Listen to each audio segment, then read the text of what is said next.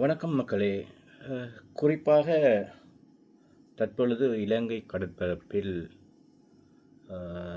சில மாற்றங்கள் ஏற்படுவதை அவதானிக்கக்கூடியதாக இருக்கிறது. உண்மையிலேயே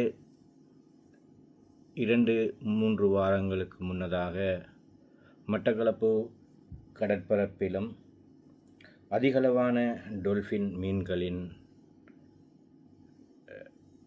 வருவதை காணக்கூடியதாக இருந்தது.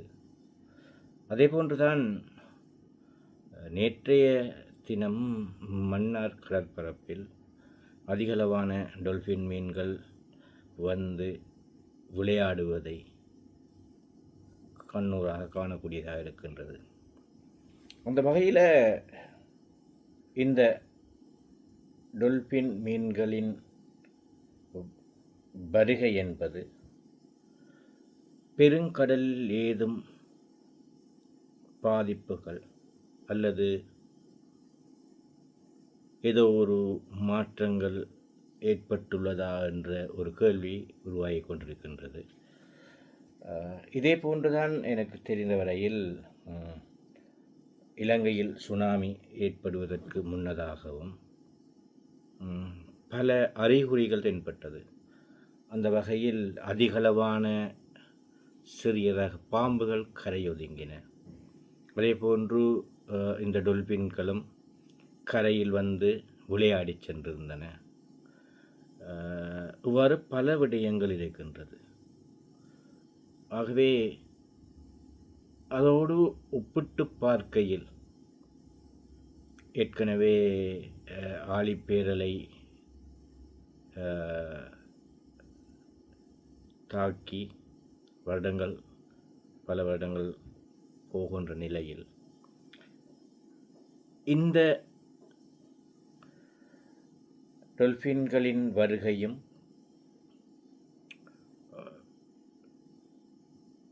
கடலில் ஏற்பட்டுள்ள மாற்றங்களும் ஏதோ ஒரு செய்தியை சொல்ல வருகின்றனவா என்ற ஒரு கேள்வியும் அங்கே தொக்கி நிற்கின்றது. எது எவ்வாறாக இருந்தாலும் உண்மையில் இந்த கடல் வளத்தை நம்பி வாழும் மீனவர்களது வாழ்வாதாரம் என்பது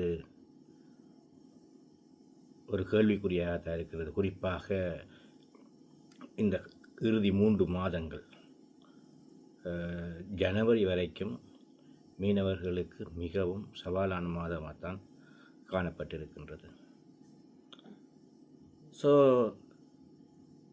இந்த மீன் இனங்களின் வருகையும் கடலில் ஏற்பட்டுள்ள மாற்றம் என்ன, அடுத்த கட்ட நகர்வுகள் என்ன என்பது ஒரு பாரிய கேள்வியாகத்தான் இருக்கின்றது. ஆகவே கடலுக்கு பயணம் செய்யும் மீனவர்கள் சற்று அவதானமாக செயற்படுவது சாலச் சிறந்தது என்று நான் நினைக்கின்றேன். எது எவ்வாறாக இருந்தாலும் இந்த டொல்ஃபின் மீன்களின் வருகை என்பது ஒரு கடலில் ஏற்பட்டுள்ள தாக்கத்தையே காட்டுகின்றனவா என்ற கேள்வியும் எழுவுகின்றது. பொறுத்திருந்து பார்ப்போம் என்னதான் நடக்கப் போகும் என்பதை. நன்றி, வணக்கம்.